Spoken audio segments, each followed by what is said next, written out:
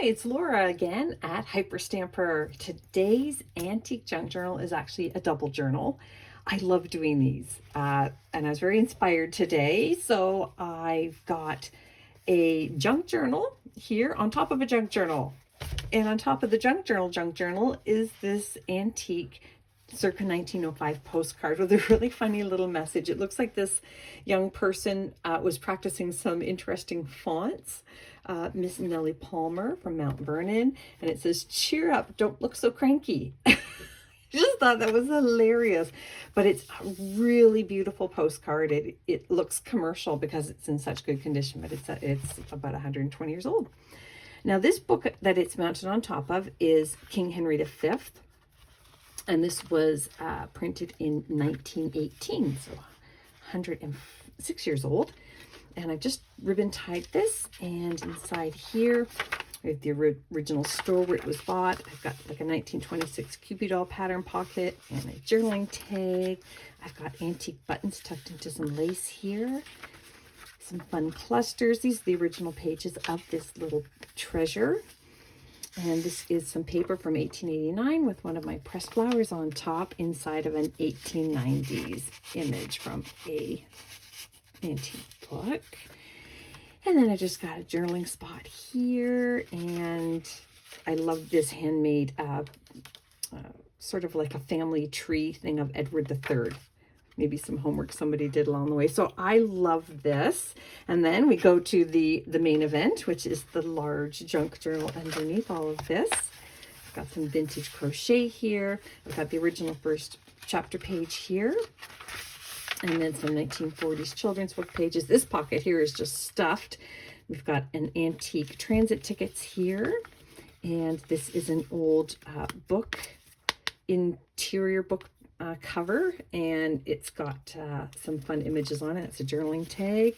And then we've got a pearl shop receipt from the 50s. And back here I've turned this early 1900s image from an antique book into a journaling card. This is from 1940, some costumes of the ages, and I love the graphics along the side here. And in this pocket, this is a page from this book, and we have here just a wonderful little poetry page and journaling on the back there. And then over here is a lovely, lovely plate from about 1910, and that is the State Church at Weimar. And you can journal on the back of that as well. Really beautiful, thick page there from a very well made antique book. And this is a vintage tree botanical page.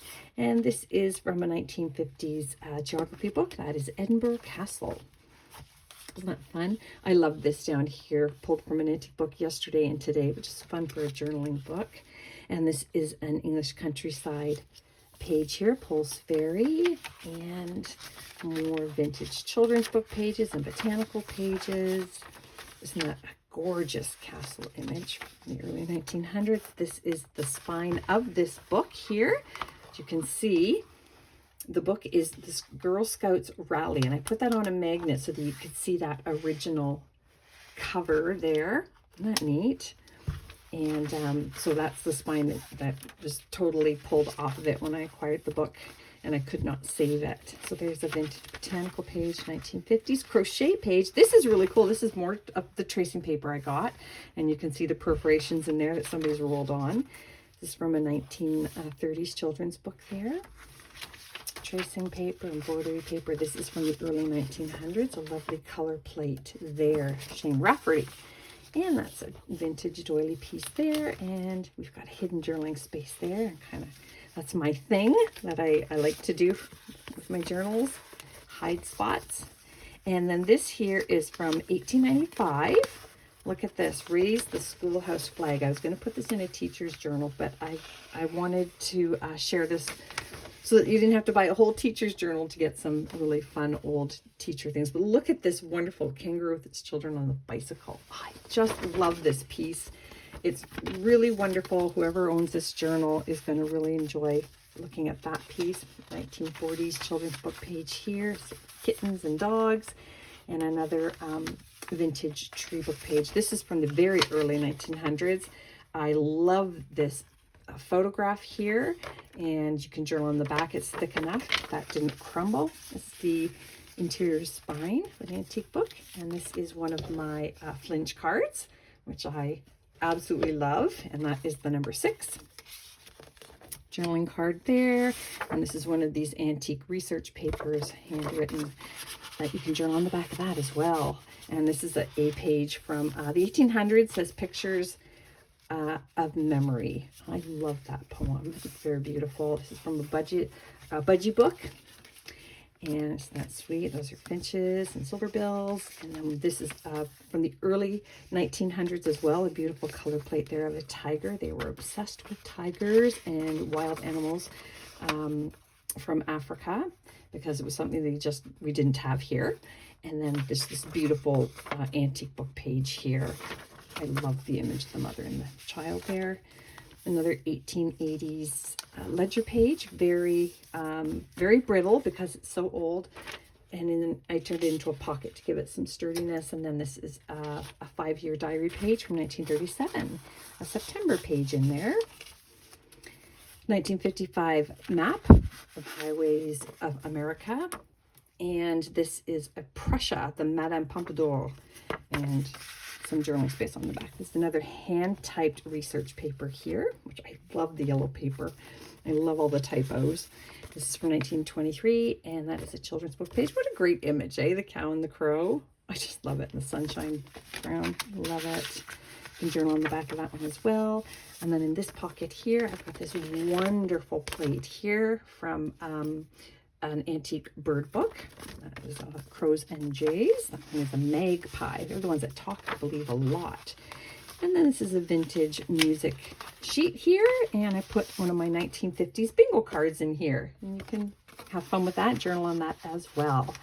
I know a lot of people put photocopies of them, but with me you get the real thing, because if you saw my craft room tour video, you'll know that I have way too much to even think about using anything commercial. This is a 1940s French almanac page, and this is another one of these fabulous iron-on embroidery patterns. Somebody had cut out this from a big sheet, and they would have planned to use that on a tea towel, so you iron it down and then embroider on top. Needlepoint or whatever you like, cross-stitch, anything. I love it. And then this is from 1904, this little side pocket. And this is just a little page about antique trains and bridges, kind of fun to have. And this is an antique piano player roll paper. Got some of the words down the side here. I just love all of the holes in there and the slots. Vintage ledger page, antique stamp. That is from the spine of a book there, that threading. This is just a feather that I placed in because it's beautiful, and I wanted to have some fun soft textures in here as well. From the backyard. This is the original last page of the book, the end page. And I've got, this is from that beautiful German book with the marbling here, and you can journal on the back of that. And then this is just a silly antique postcard from 1907. It's not fun, and yeah, it's actually Polish, I believe. So there you go. I hope you love it as much as I loved making it. You can visit hyperstamper.etsy.com to see all of my journals, and come back soon. Don't forget to subscribe. Bye for now.